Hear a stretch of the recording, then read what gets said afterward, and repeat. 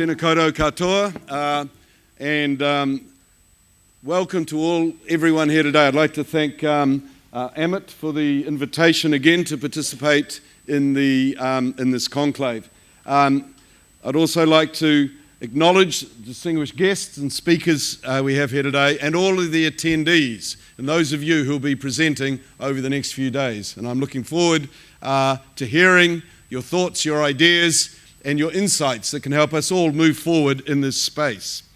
My role with AACSB is to engage with business schools around Asia Pacific in particular. I have with me here today my colleague Pratap Das, who's the regional head for South Asia for AACSB. What I'm going to do is give a very brief overview of AACSB because I'm understanding our time's a little bit shortened. Also, everybody knows about AACSB. Everyone knows about AACSB. That's good to know. Then I'm going to look and give some insights into AI and its implications for education, and then a little bit about what's AACSB doing in this space. Just briefly, we are the oldest and the largest business school alliance in the world. Founded in 1916 in the US, went global in just after 2000. I'm in the Singapore office, which is for Asia Pacific. We have an office in Amsterdam for Europe, Middle East and Africa, and we have the head office in Tampa. I'm a New Zealander. The person who heads the Amsterdam office is Irish. She was actually recent dean at Birmingham University, Eileen McAuliffe. So that's two non-Americans, and our CEO, appointed 2 years ago, is from China.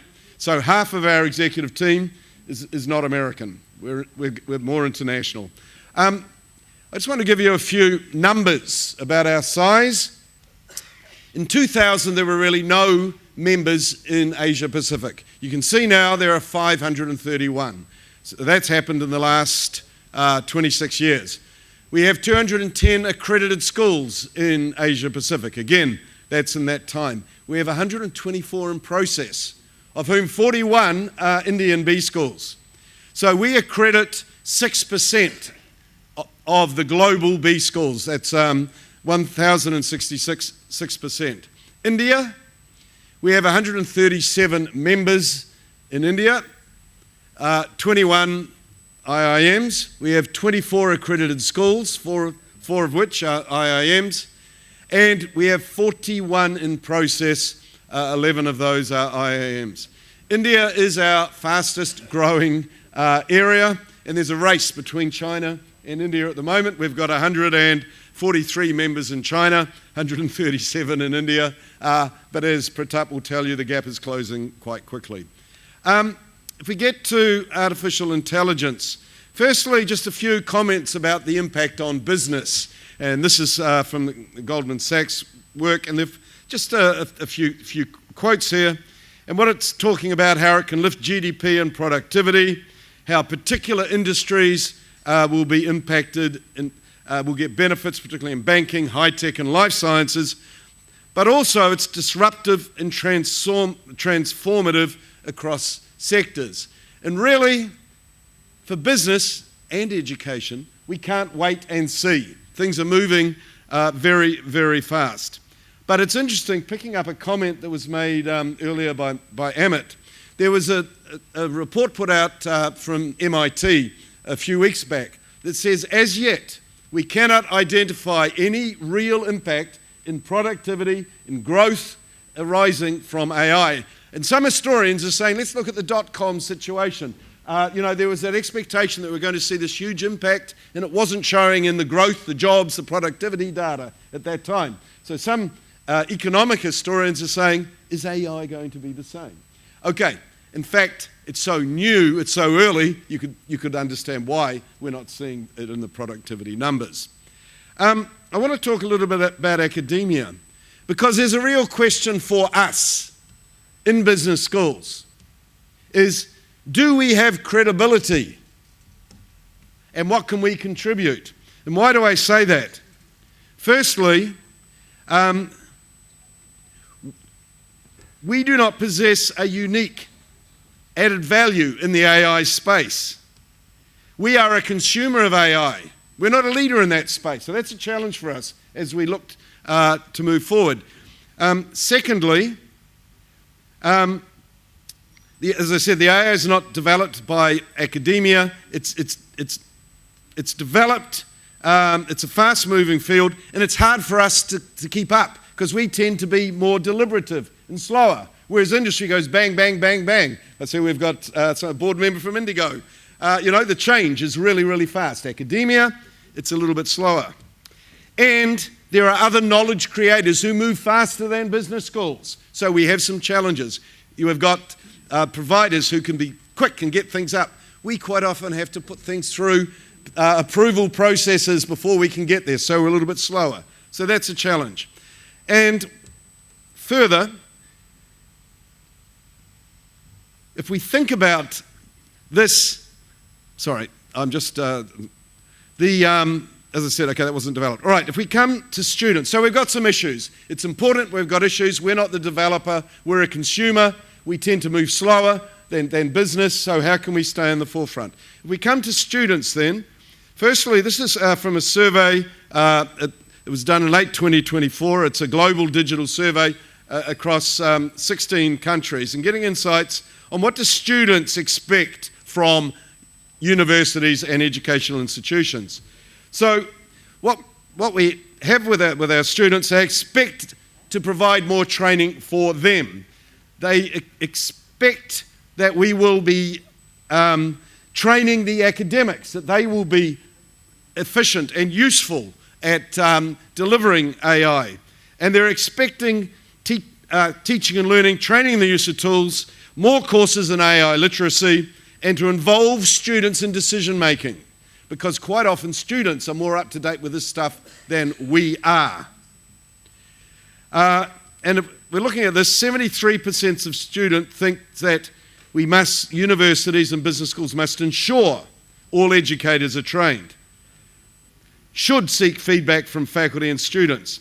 Universities should identify the attributes of AI their students and faculty value, and should provide guidelines for the usage by faculty and students.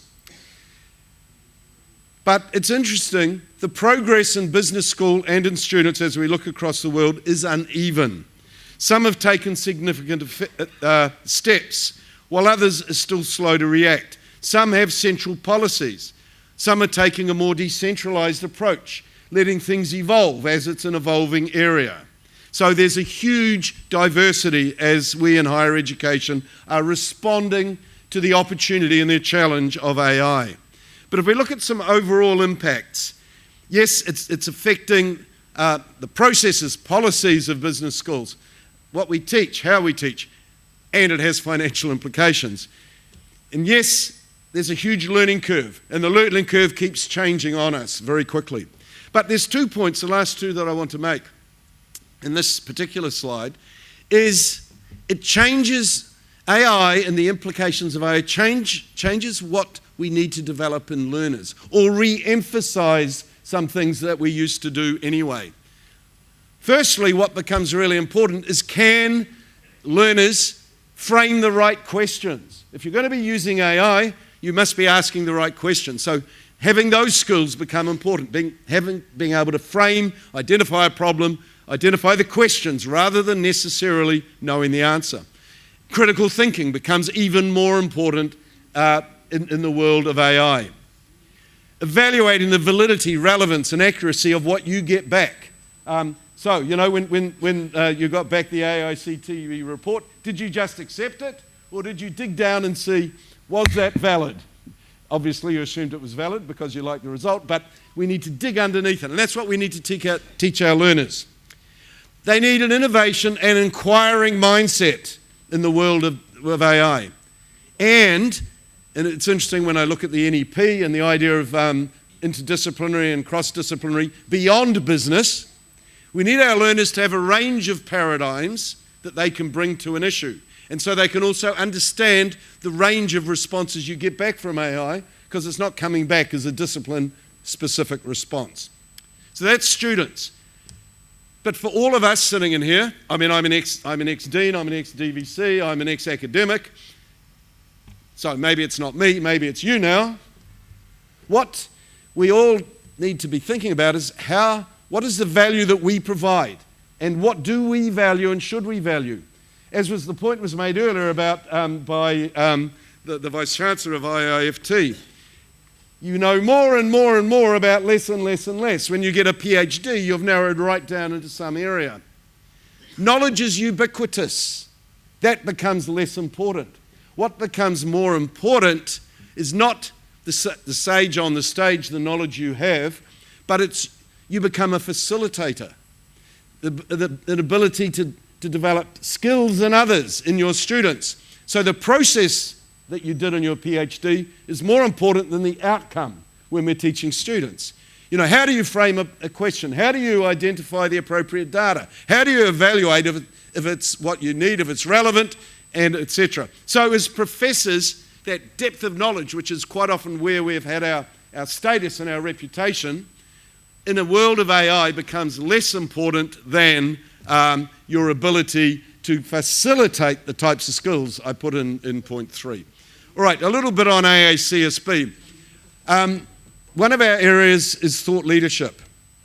And in that space, we've done some work. A couple of papers here, the QR code is there, Building Future-Ready Business Schools with Generative AI, Gen AI Adoption in Business Schools, Deans and Faculties Respond. So that's a survey, that one that we did across our 1,800 members in 109 countries to put that together.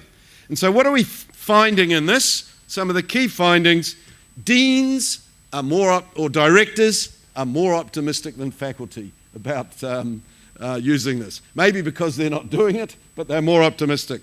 65% of schools that we surveyed had plans to integrate AI into existing courses.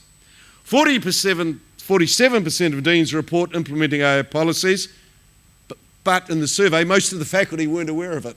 Okay, so there's a little bit of a coordination issue. As an ex-dean and ex-director, I understand how sometimes that happens.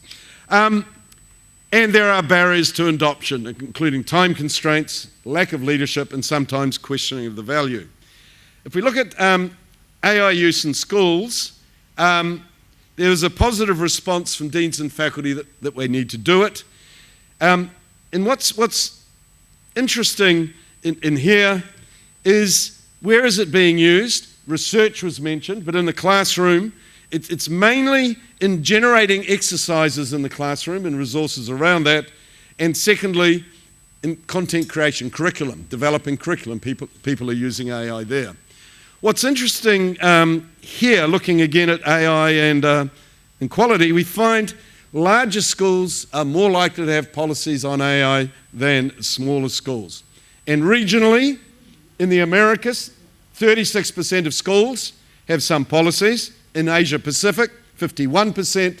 In Europe, Middle East and Africa, 62%. So what are we doing in AACSB? Well, we have something in our standards about, in Standard 4 on curriculum, about schools needing to develop agility with new and emerging technologies in their learners.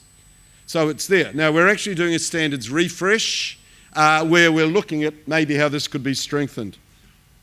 Secondly, in accreditation, we have an AI use case hub where we have 9 standards in our accreditation.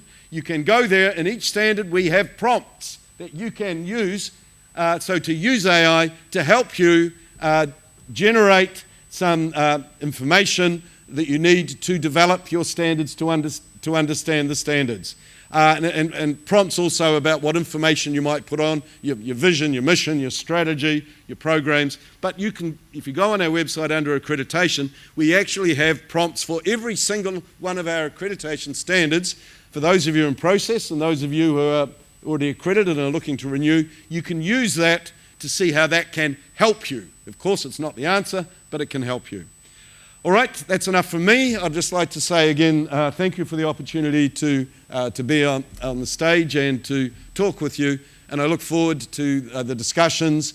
And I was talking with Dr. Garner on the way in, who's saying that she's going to report on a little assessment exercise where they used AI. So I'll be keen to hear all of those narratives and examples and analysis over the next few days. Thank you very much.